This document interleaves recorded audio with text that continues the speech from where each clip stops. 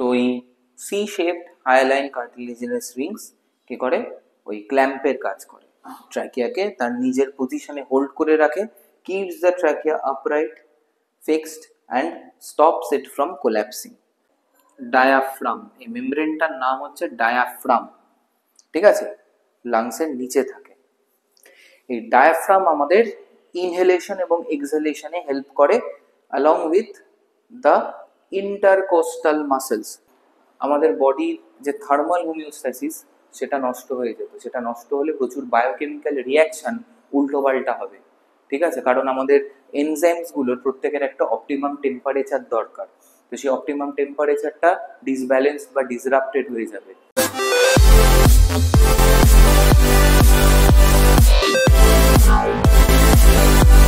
তো এইবার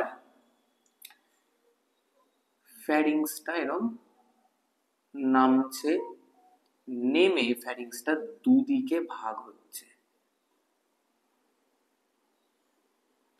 ঠিক আছে, দুদিকে ভাগ হচ্ছে, এই দিকে একটা ওপেনিং আর এই দিকে একটা ওপেনিং। এই ওপেনিংটা যেখানে যাচ্ছে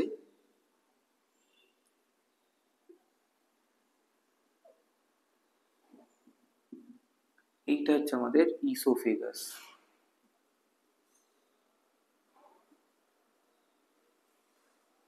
ফুড পাইপ। আর ইসোফেগাসের যে ওপেনিংটা সেটাকে আমরা কি বলি, গালেট, সেটাকে আমরা বলি গালেট। আর এই যে ওপেনিংটা, এইটা এরকম লম্বা হয়ে এরকম হয়ে যাচ্ছে, একটু বেন্ড থাকে, এরকম লম্বা হয়ে চলে যাচ্ছে, এটা আমাদের কি তৈরি করছে, এইটা এইটা তৈরি করছে আমাদের ট্র্যাকিয়া, ট্র্যাকিয়া বা wind pipe, wind pipe, trachea. আর ট্র্যাকিয়ার যে ওপেনিংটা এইটাকে আমরা বলতে পারি হচ্ছে গ্লটিস, গ্লটিস, ঠিক আছে, গ্লটিস এরকম। আর আমরা যখন ফুড, এখানে ধরো ফুড আছে, ফুড, ঠিক আছে, ফুড তো এইভাবে যাচ্ছে, তো জেনারেলি ফুডটা, এগুলো ধরো ফুড পার্টিকেলস, ফুড, ফুডটা তো এই টিউবেও যেতে পারে, মানে ইসোফেগাসেও যেতে পারে, আবার ট্র্যাকিয়াতেও যেতে পারে। এবার ভাবো ট্র্যাকিয়াতে যদি ফুড চলে যায় তখন তো কেলেঙ্কারি, লাংসের ভেতরে মানে ট্র্যাকিয়া বা ব্রঙ্কাসের মধ্যে ফুডটা গিয়ে আটকে থাকবে, তুমি শ্বাস প্রশ্বাস নিতে পারবে না, সাংঘাতিক অ্যাক্সিডেন্ট হবে। সেটা যাতে না হয় এর উপরে একটা এরকম ফ্ল্যাপ থাকে, এই গ্লটিসের উপরে একটা ফ্ল্যাপ থাকে, যখন তুমি ফুড ইনজেস্ট করবে এই গ্লটিসটার উপরে সেই ফ্ল্যাপটা পুরো কভার্ড হয়ে যায়, এই ফ্ল্যাপটাকে আমরা বলি হচ্ছে এপিগ্লটিস, এই ফ্ল্যাপটাকে আমরা বলি এপিগ্লটিস। আর যখন ফুড খাচ্ছ না তখন এই এপিগ্লটিসটা খোলা থাকে, মানে যখন তুমি নিঃশ্বাস নিচ্ছ তখন এই এপিগ্লটিসটা খোলা থাকে, আর যখন তুমি খাবার খাচ্ছ তখন এই এপিগ্লটিসটা বন্ধ থাকে, ট্র্যাকিয়াকে সিল করে দেয়। তাই আমাদের বলা হয় খাবার সময় কথা না বলতে বা ফোন দেখতে দেখতে বা টিভি দেখতে দেখতে না খেতে। তার কারণ আমরা যদি টিভি বা ফোনে এমন কিছু দেখি which makes us excited, which makes us thrilled, তখন কি হয়, তখন আমাদের ব্রিদিং রেট বেড়ে যায়, তখন কি হবে, তখন ব্রিদিং রেটটা বেশি রাখার জন্য এপিগ্লটিস খুলে যাবে, গ্লটিস ওপেন থাকবে, সেখানে ফুড ঢুকে তোমার সাংঘাতিক বিষম খেতে পারো তুমি।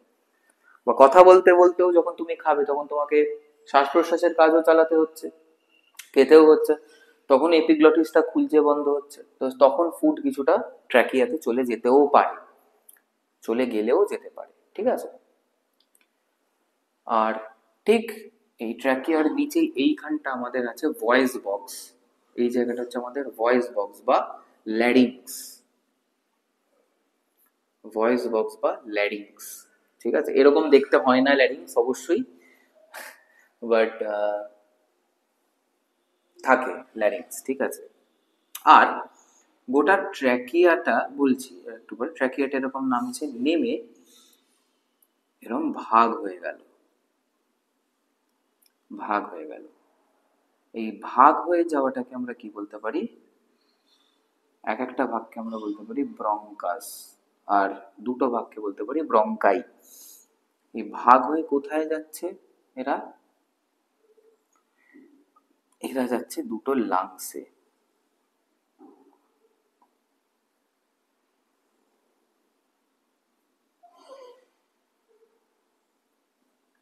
দুটো লাংসে।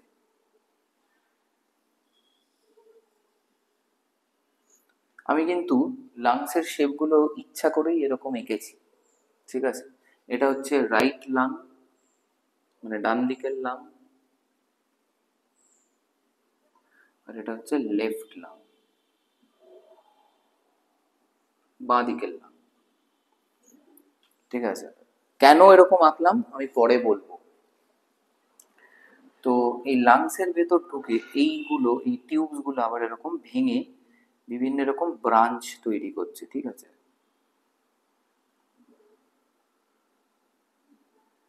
এরকম ব্রাঞ্চ তৈরি করছে, ঠিক আছে? এরকম এখানেও তাই, দুটো লাংসেই তাই, এরা এরকম প্রচুর এরকম ব্রাঞ্চেস তৈরি করছে।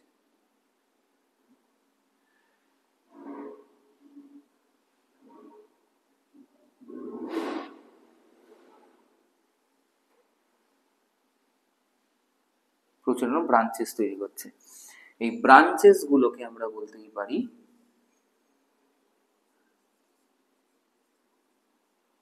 ব্রঙ্কিওলস। ব্রঙ্কিওলস ব্রাঞ্চেস গুলোকে, আর এই ব্রঙ্কিওলস এর এন্ড টার্মিনাল গুলোতে এরকম আঙুরের থোকার মতো কিছু স্ট্রাকচারস আছে, ঠিক আছে? যেটা আমাদের রেসপিরেটরি সারফেস, যেগুলোকে আমরা বলতে পারি অ্যালভিওলাই।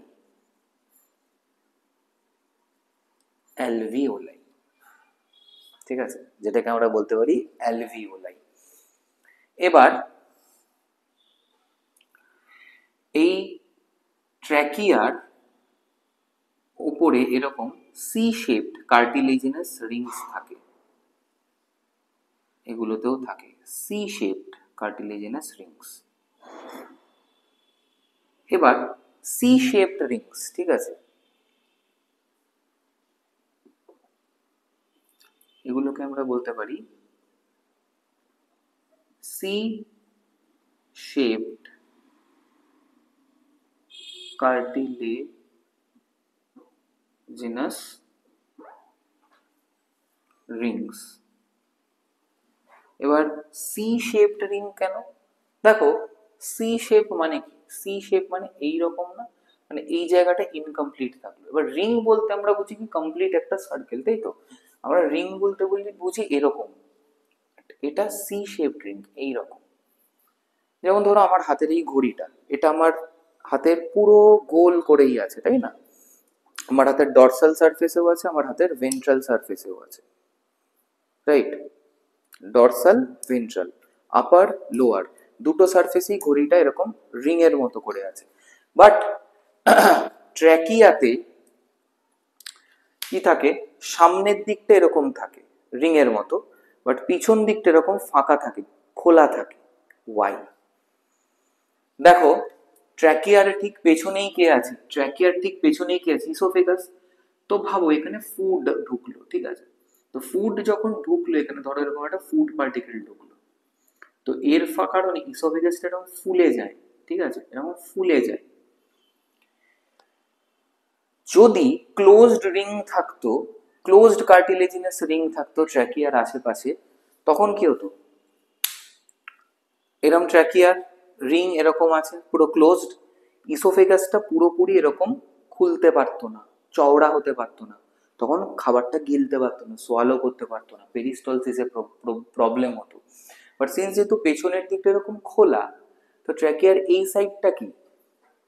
ট্র্যাকিয়ার ট্র্যাকিয়ার যে নিচের দিকটা, ভেন্ট্রাল সারফেসটা, সেটা পুরো ওপেন থাকছে। তো তার ফলে কি ইসোফেগাসটা ফুলে গেলেও এই এই গ্যাপটার মধ্যে এরকম ঢুকে ট্র্যাকিয়াটাকে একটু পুশ করতে পারে, ট্র্যাকিয়াটাকে একটু পুশ করতে পারে, ঠিক আছে।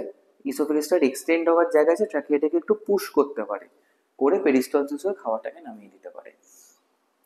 তোমরা দেখবে যখন তোমরা অতিরিক্ত খাও, যাকে আমরা বলি গলা অবধি খাওয়া, হ্যাঁ মানে কি, মানে আর গিলতে পারছো না, তখন দেখবে হঠাৎ করে শ্বাসকষ্ট হচ্ছে, বেশি খেলে দেখবে শ্বাসকষ্ট হচ্ছে। তার কারণ কি, বা খুব বড় পিস যখন তুমি গেলো দেখবে তোমার শ্বাস নিতে অসুবিধা হচ্ছে, কারণ বড় পিস যখন তুমি গিলছো তখন তোমার ইসোফেগাসটা ফুলে গিয়ে এই ট্র্যাকিয়াকে পুশ করছে, প্রেসার দিচ্ছে, ট্র্যাকিয়াটা তখন ন্যারো হয়ে যাচ্ছে, সরু হয়ে যাচ্ছে। তার ফলে কি হচ্ছে, অ্যাডিকুয়েট এয়ার তোমার শরীরের ভেতরে ঢুকতে পারছে না, তাই তোমার একটু ব্রিদিং ডিফিকাল্টি মতো ফিল হয়। তো এই C shaped hyaline cartilaginous rings কি করে, ওই ক্ল্যাম্পের কাজ করে, ট্র্যাকিয়াকে তার নিজের পজিশনে হোল্ড করে রাখে, keeps the trachea upright, fixed and stops it from collapsing. এবার কার্টিলেজের যখন কথাই উঠলো, দু রকমের কার্টিলেজ, একটা হচ্ছে হাইলাইন কার্টিলেজ আর একটা হচ্ছে ইলাস্টিক কার্টিলেজ। ইলাস্টিক কার্টিলেজ কোথায় থাকে, টিপ অফ দ্য নোজে থাকে, আর নাকের ওপরের এই পোর্শনটায় কিন্তু বোনসের সাথে যে কার্টিলেজটা থাকে তাকে হাইলাইন কার্টিলেজ বলে। টিপ অফ নোজে ইলাস্টিক কার্টিলেজ থাকে। আমাদের যে এক্সটার্নাল ইয়ার আছে, এই যে ইলাস্টিক কার্টিলেজ দিয়ে তৈরি। এবার ইলাস্টিক কার্টিলেজ দিয়ে তৈরির কারণটা হচ্ছে যে to some degree of mobility রাখার জন্য। না হলে ভাবো ছোটবেলায় তোমরা যারা কানমোলা খেয়েছো, যদি এটা হাইলাইন কার্টিলেজ দিয়ে তৈরি হতো তখন কি হতো, এরকম কেউ ঘোরাতো, ভেঙে বেরিয়ে যেত, ড্যামেজ হতো, ঠিক আছে, সেটা যাতে না হয় এটা। ওকে, এগুলো ব্যাপার। আর কি দেখো, ট্র্যাকিয়াটা এই যে ব্রঙ্কাইতে ভেঙে যাচ্ছে, এই যে পয়েন্টটা থাকে, এই জায়গাটা এক্স্যাক্টলি কোথায় জানো, এই যে পয়েন্টটা, এই পয়েন্টটা আমাদের হচ্ছে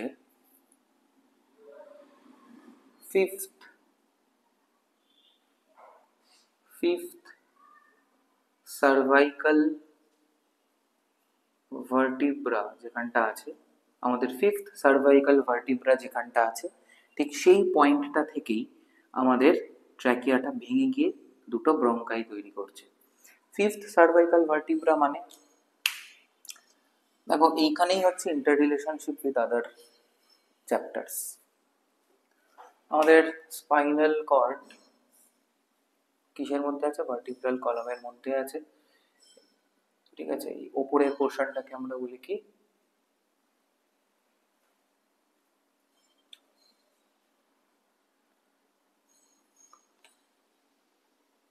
সরি ফিফথ সার্ভাইকাল নয়, এক্সট্রিমলি সরি, এই যে ট্র্যাকিয়া যে পয়েন্টটা থেকে ভেঙে দুটো ব্রঙ্কাসে আলাদা হয়ে যাচ্ছে, এটা হচ্ছে ফিফথ থোরাসিক ভার্টিব্রা থেকে, ফিফথ থোরাসিক ভার্টিব্রা থেকে। দেখি উপরের রিজিয়নটা হচ্ছে সার্ভাইকাল রিজিয়ন, সার্ভাইকাল রিজিয়ন, এখানে 7টা ভার্টিব্রা থাকে, তারপরে থাকে হচ্ছে এই থোরাসিক রিজিয়ন যেখানে 12টা ভার্টিব্রা থাকে, ঠিক আছে।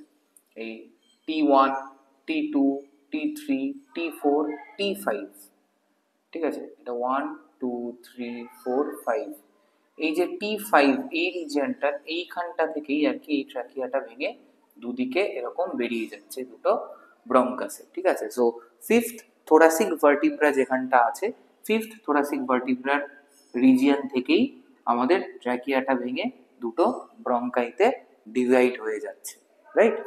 আর বলছি যখন এটা বলেই দিই, সার্ভাইকাল থোরাসিক, তারপরে থাকে হচ্ছে লাম্বার, তারপরে হচ্ছে স্যাক্রাল, লাস্ট হচ্ছে ফিউজ টেল বোন, সেটা হচ্ছে কক্সিক্স, ঠিক আছে। এর বোনসের সংখ্যা বলে এখন আমি সময় নষ্ট করব, জাস্ট মনে রাখবে ফিফথ থোরাসিক যে ভার্টিব্রা, সেইখান থেকে আমাদের ট্র্যাকিয়ার ব্রাঞ্চিং হয়ে গিয়ে দুটো ব্রঙ্কাই তৈরি হচ্ছে, আর ব্রঙ্কাইয়ের সিঙ্গুলার ফর্ম হচ্ছে ব্রঙ্কাস। তো এটা গেল ওভারভিউ, এইটা গেল ওভারভিউ। তো এইবার আমরা ধীরে ধীরে from the nostrils and the nasal cavity, ঠিক আছে, এই যে এটা হচ্ছে নেজাল প্যাসেজ, নেজাল প্যাসেজ, এটা হচ্ছে আমাদের ওরাল প্যাসেজ, নেজাল প্যাসেজ আর ওরাল প্যাসেজ। তো এক তো জেনারেলি এবার দেখো রেসপিরেটরি সিস্টেম এই যে আমি আঁকলাম, হ্যাঁ এই যে আমি আঁকলাম, এর কিন্তু দুটো ভাগ আছে।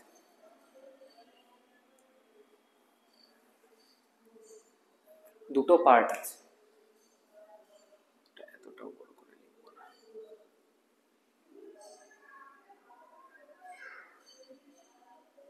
এর দুটো পার্ট আছে, ঠিক আছে। এই যে মোটামুটি ধরো এই ব্রঙ্কাস বা এই ব্রঙ্কিওলস অব্দি মোটামুটি এই যে এইখান থেকে যদি আমি নিই, তাহলে এই ব্রঙ্কিওলস অব্দি যে রিজিয়নটা, এটাকে আমরা বলতে পারি conducting part of our respiratory system, ঠিক আছে। নস্ট্রিল থেকে ব্রঙ্কিওলস অব্দি যে জায়গাটা, এটাকে আমরা বলতে পারি conducting part of the respiratory system. আর এই যে অ্যালভিওলি বলে রাখি, এখানে অ্যালভিওলি যে আছে, অ্যালভিওলির সাথে প্রচুর ব্লাড ভেসেলস কানেক্টেড, ঠিক আছে, মানে ক্যাপিলারিজ কানেক্টেড। তো এই যে অ্যালভিওলাই অ্যান্ড এই ব্লাড ক্যাপিলারিজ এর যে পোর্শনটা, এটাকে আমরা বলতে পারি দ্য রেসপিরেটরি পার্ট।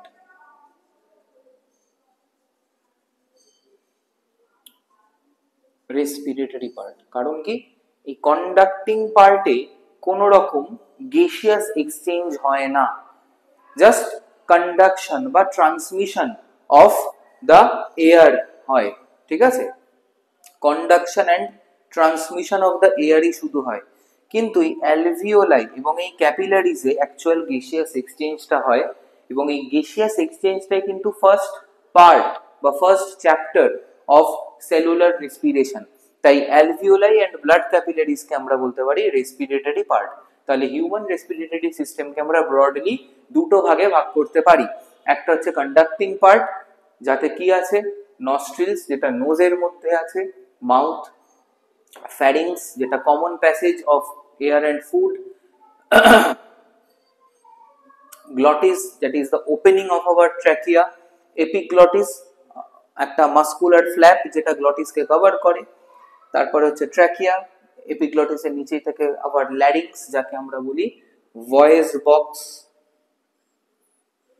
আচ্ছা, ভয়েস বক্স নিয়ে যখন বলছি একটা ছোট্ট কথা বলে দিই, পুরুষদের বা ছেলেদের ভয়েস বক্স মেয়েদের থেকে অনেক মোটা হয়।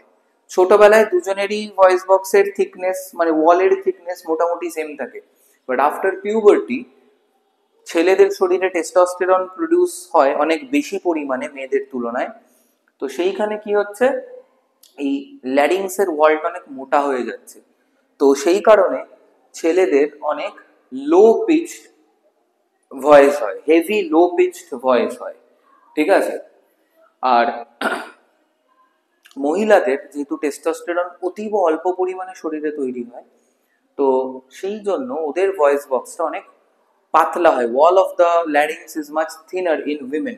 তো সেই কারণে women have high pitched shrill voice, ঠিক আছে। তো টেস্টোস্টেরনের এফেক্ট কিন্তু শুধুমাত্র আমাদের রিপ্রোডাক্টিভ অর্গানসে এরকম নয়, টেস্টোস্টেরনের এফেক্ট কিন্তু বোনসে, মাসেলসে, নার্ভসে, আমাদের মাইন্ডে, in fact even in our respiratory সিস্টেমেও কিন্তু আমরা দেখতে পেলাম।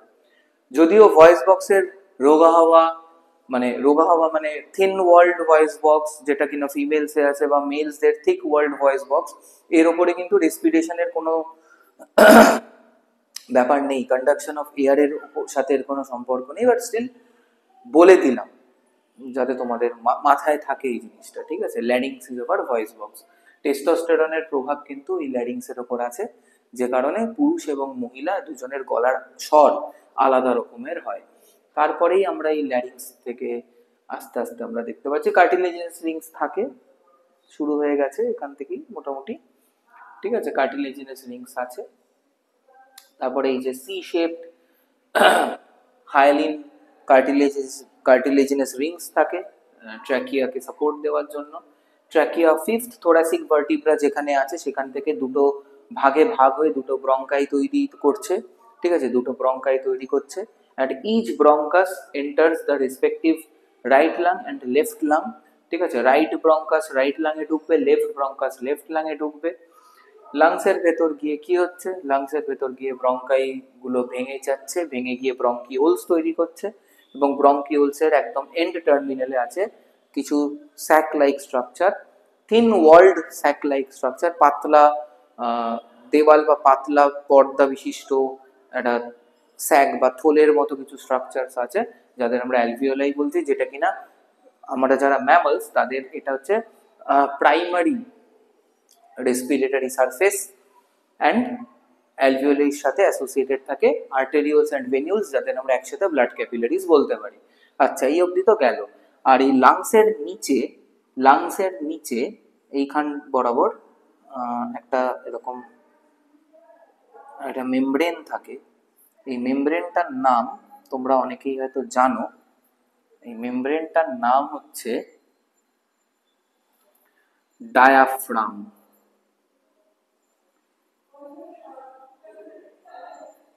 ডায়াফ্রাম, এই মেমব্রেনটার নাম হচ্ছে ডায়াফ্রাম, ঠিক আছে, লাংসের নিচে থাকে।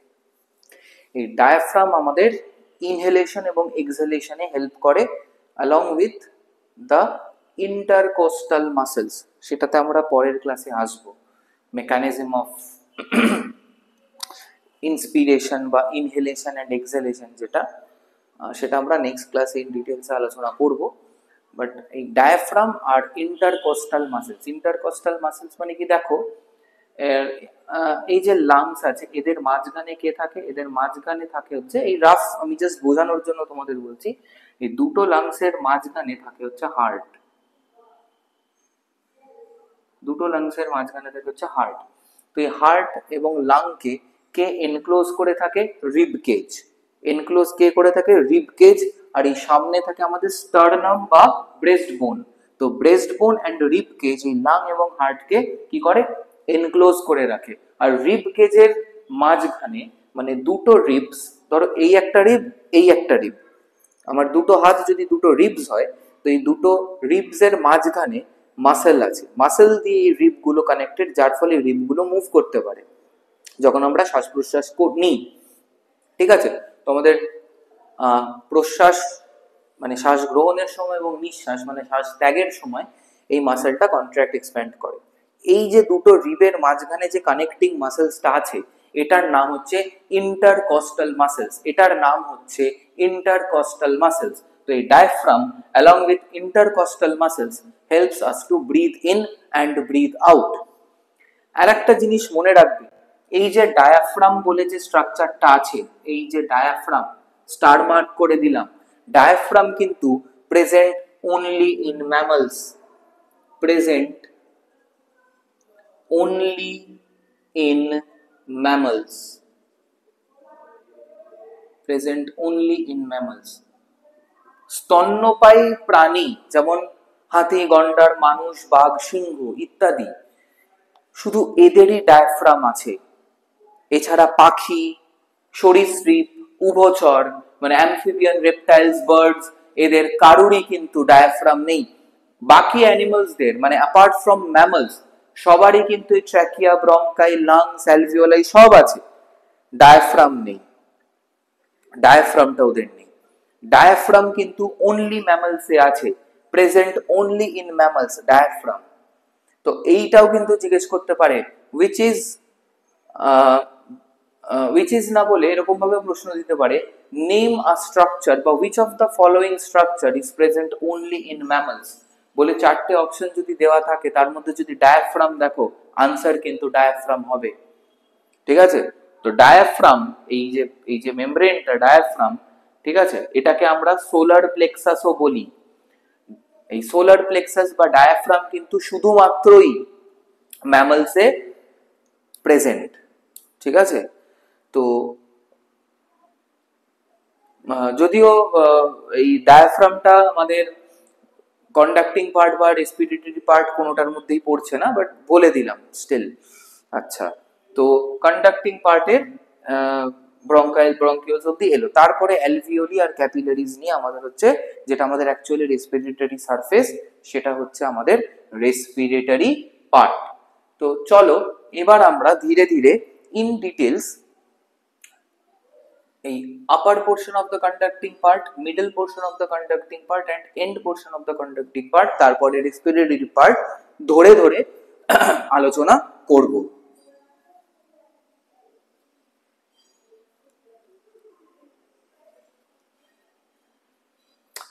ওকে, আপাতত আমি এই বাকি পোর্শনটা মুছছি, বিকজ আমরা পরে আবার ড্র করে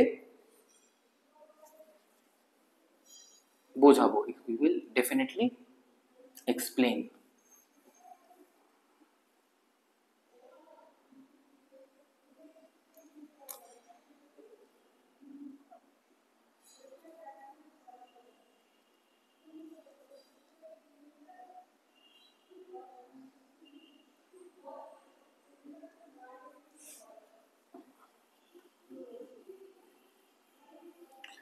আমাদের আপার পোর্শন অফ দ্য রেসপিরেটরি সিস্টেমটা কিন্তু আমরা খুব ইগনোর করি, কিন্তু খুব ইম্পর্টেন্ট। সেটা আমরা কখন বুঝতে পারি জানো?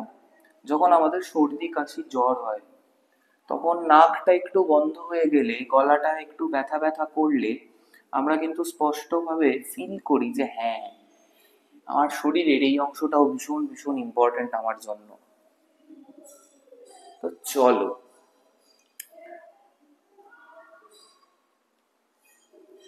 আমরা আসি first part of our respiratory system. সেটা কি? সেটা হচ্ছে আমাদের নস্ট্রিল এবং নেজাল প্যাসেজ। নেজাল প্যাসেজের মধ্যে প্রচুর হেয়ার থাকে, এরকম প্রচুর হেয়ার থাকে। কেন? এই নস্ট্রিল বা নেজাল প্যাসেজের কাজ কি?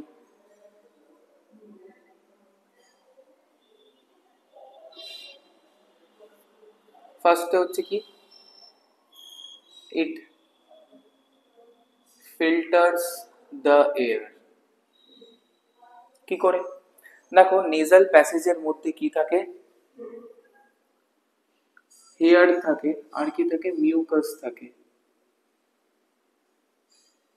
হেয়ার আর মিউকাস থাকে। এরা কি কাজ করে, হেয়ার আর মিউকাস? আমরা যে বাতাসটা শরীরের ভেতরে গ্রহণ করি, সেই বাতাসে প্রচুর ধুলো বালি প্রচুর জিনিস থাকে। এই হেয়ার গুলো সেই ধুলো বালিকে ট্র্যাপ করে।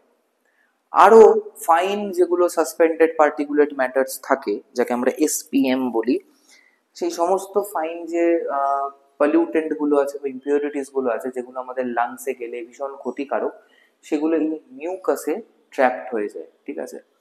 এবং এই মিউকাসটা আমাদের নাকের মধ্যে জমা হয়, এবং কোনো ইনফেকশন হলে কি হয়, মিউকাসটা আরো বেশি তৈরি হয় নাকের মধ্যে, কারণ এই মিউকাসের মধ্যে আইজিএ বলে এক ধরনের অ্যান্টিবডি থাকে।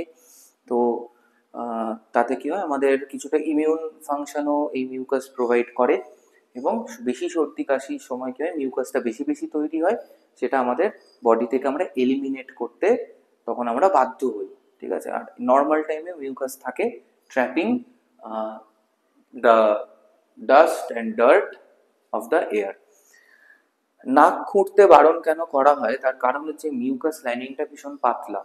আমরা যদি নাকটাকে বেশি বেশি করে কোনো শার্প অবজেক্ট, যেমন আমাদের হাতের নখ দিয়ে যদি বেশি খুঁটি, তাহলে কি হবে, মিউকাস মেমব্রেনটা ড্যামেজড হয়ে যাবে। এবং মিউকাস মেমব্রেনটা যখনই ড্যামেজড হয়ে যাবে, তখনই কিন্তু আমাদের নাক উইল বি, মানে এই যে নেজাল প্যাসেজ, সে কিন্তু প্রপারলি এয়ারকে ফিল্টার করতে পারবে না, প্লাস অনেক ইনফেকশনও হতে পারে। সেই কারণেই বারণ করা হয়। তো ফিল্টার্স দ্য এয়ার। আর কি করা হয়? ইট ওয়ার্মস দ্য এয়ার।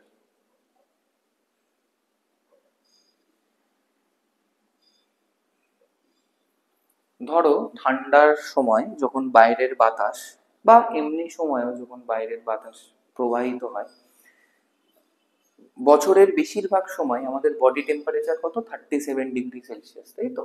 আমাদের বডি টেম্পারেচার যেটা 37 ডিগ্রি সেলসিয়াস, তার নিচেই কিন্তু দিনের বেশিরভাগ সময় বা বছরেরও বেশিরভাগ সময় টেম্পারেচার থাকে। কিন্তু যে এয়ারটা আমাদের শরীরের ভেতর ঢুকছে, it should be of the same temperature as of our body. তো সেই কারণে ইট ওয়ার্মস দ্য এয়ার। এই ওয়ার্মস দ্য এয়ারটা কে করে? এই নেজাল প্যাসেজে প্রচুর ব্লাড ভেসেলসও আছে, ব্লাড ভেসেলসও আছে। এরা কি করে? বডি হিটটাকে বাইরে নিয়ে আসে, এবং যেহেতু ব্লাড ভেসেলের মধ্যে যে ব্লাড, তার টেম্পারেচার যেহেতু ইনকামিং এয়ারের থেকে বেশি, তো heat flows from hotter surface to colder surface. তো সেই কারণে কি হয়, সেই হিটটা ব্লাড থেকে ডিরেক্টলি ওই এয়ারে ট্রান্সফার্ড হয়ে যাচ্ছে। তো এয়ারটা তখন আমাদের বডির সেম টেম্পারেচারে হয়ে যাচ্ছে। তার কারণ কি? ততক্ষণই হিট ফ্লো হবে ব্লাড ভেসেলস থেকে এয়ারের মধ্যে, যতক্ষণ না এয়ারটা আমাদের বডি টেম্পারেচারের সাথে ইকুয়াল টেম্পারেচারে আসছে, মানে কি থার্মাল হোমিওস্ট্যাসিস মেনটেন করছে বা অ্যাটেন করছে। তো থার্মাল হোমিওস্ট্যাসিস যেই অ্যাটেন করবে ইনকামিং এয়ারটা, তৎক্ষণাৎ হিট ট্রান্সফার বন্ধ হয়ে যাবে। আর থার্মাল হোমিওস্ট্যাসিস মানে কি? The incoming air is of the same temperature of that of our body. তো 37 ডিগ্রি সেলসিয়াস হয়ে গেল, ব্যাস বডিটা মানে মধ্যে যে এয়ারটা ঢুকলো আর বডি টেম্পারেচার সেম হয়ে গেল। কেন? এটার কেন দরকার? উল্টো পাল্টা হলে কি দরকার হতো? উল্টো পাল্টা হলে একটাই জিনিস হতো, যে আমাদের বডির যে থার্মাল হোমিওস্ট্যাসিস সেটা নষ্ট হয়ে যেত। সেটা নষ্ট হলে প্রচুর বায়োকেমিক্যাল রিয়াকশন উল্টো পাল্টা হবে, ঠিক আছে? কারণ আমাদের এনজাইমসগুলোর প্রত্যেকের একটা অপটিমাম টেম্পারেচার দরকার। তো সেই অপটিমাম টেম্পারেচারটা ডিসব্যালেন্স বা ডিসরাপ্টেড হয়ে যাবে, মানে তো এনজাইম কাইনেটিক্সটা ঘেটে হয়ে যাবে, ঠিকমতো আমাদের বডির মেটাবলিজম হবে না, বডির প্রচুর ফাংশন ডিসরাপশন হবে। তাই ইনকামিং এয়ার, তার টেম্পারেচারটা আমাদের বডির সমান হওয়াই ভালো। এবার তোমরা প্রশ্ন করতেই পারো, যখন বাইরের temperature 41 degree Celsius, 42 degree Celsius, basically লু বইছে যখন, তখন তো বাইরের হাওয়াটা গরম, ঠিকই গরম হাওয়া আমাদের শরীরের মধ্যে প্রবেশ করলে আমাদের প্রচন্ড অস্বস্তি হয়, কষ্ট হয়। সেম কারণে অপটিমাম টেম্পারেচারের থেকে বেশি টেম্পারেচার যদি আমার বডির ভেতরে হয়ে যায় ওই হট এয়ারের জন্য, তখন কি হবে? এনজাইমগুলো ডিনেচার করবে, কারণ তাদের অপটিমাম টেম্পারেচারের বেশি টেম্পারেচার, তখন ডিনেচার করবে, কাজ করবে না। তো বডির প্রচুর বায়োকেমিক্যাল রিয়াকশন এলোমেলো হয়ে যাবে, আমরা অসুস্থ হয়ে পড়বো। তখন কি হচ্ছে? ধরো ইনকামিং এয়ারটা হচ্ছে 40 ডিগ্রি সেলসিয়াস, গরমকালে বা রাজস্থানে বেড়াতে গেছো, 40 ডিগ্রি সেলসিয়াস, তোমার নাকের মধ্যে যে নেজাল প্যাসেজ, তার যে ব্লাড ভেসেলসটা আছে, সেই ব্লাড ভেসেলের মধ্যে যে ব্লাডটা, সেই ব্লাড ভেসেলের মধ্যে যে ব্লাডটা আছে, মানে ক্যাপিলারিজ গুলোর মধ্যে যে ব্লাডটা আছে, সেই ব্লাডটা কিন্তু 37 ডিগ্রি সেলসিয়াস। তাহলে হাওয়াটা গরম, রক্তটা ঠান্ডা, তো হিট এয়ার টু ব্লাড চলে যাবে। তো আলটিমেটলি কি হবে? এয়ারটা will get cooled down to 37 degree Celsius and enter the body. তাহলে ব্লাডটা যে গরম হয়ে গেল, ব্লাডটা যে 3 ডিগ্রি হিট গেইন করে মানে যে গেইন করলো, সেটা কি হবে? তখন ওই ব্লাডটাই will be rush to our skin surface, ঠিক আছে? স্কিন সারফেসে চলে যাবে, যেখানে কিনা গিয়ে সোয়েটিং এর মাধ্যমে ও কুল ডাউন হবে, মানে ব্লাডের টেম্পারেচারটা আবার নর্মালি ফিরে আবার বডির ভেতরে চলে আসবে। এরা অনেক পাথওয়ে আছে, বাট মেনলি মনে রাখবে, যেহেতু বছরের বেশিরভাগ সময়তেই হাওয়াটা ঠান্ডা থাকে আমাদের শরীরের তুলনায়, তাই ইট ওয়ার্মস দ্য এয়ার। আর কি?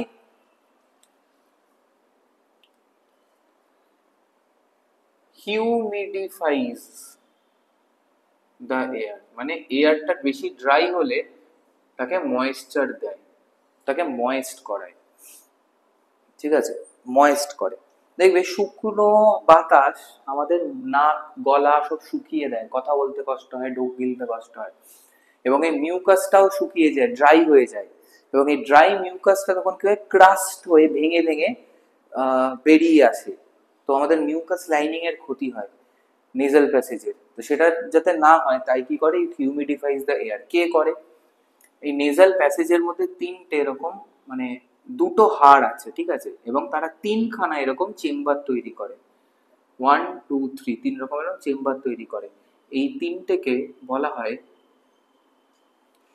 নেজাল কঙ্কি, নেজাল কঙ্কি বা নেজাল কঙ্ক বলে এগুলোকে, ঠিক আছে?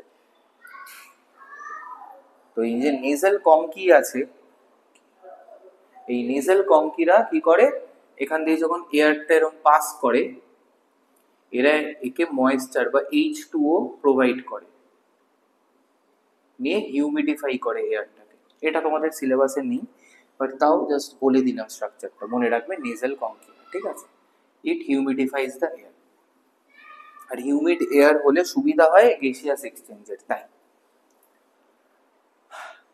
মুখ দিয়ে কিন্তু কখনোই নিঃশ্বাস নেবে না, তো জেনারেলি কি হয়, এই দিক দিয়ে এয়ারটা এরম ভাবে ঢুকলো, ঠিক আছে, এয়ারটা এরম ভাবে ঢুকলো, আর ব্রিথ আউট করার সময় এয়ারটা এই মুখ দিয়ে আমাদের বেরিয়ে যাচ্ছে, এক্সহেলেশন, ঠিক আছে, বেরিয়ে যাচ্ছে। তো এরপরে দেখো একটা কমন এরিয়াতে এলো, যাকে আমরা কি বলি, ফ্যারিংস বলছি, ঠিক আছে।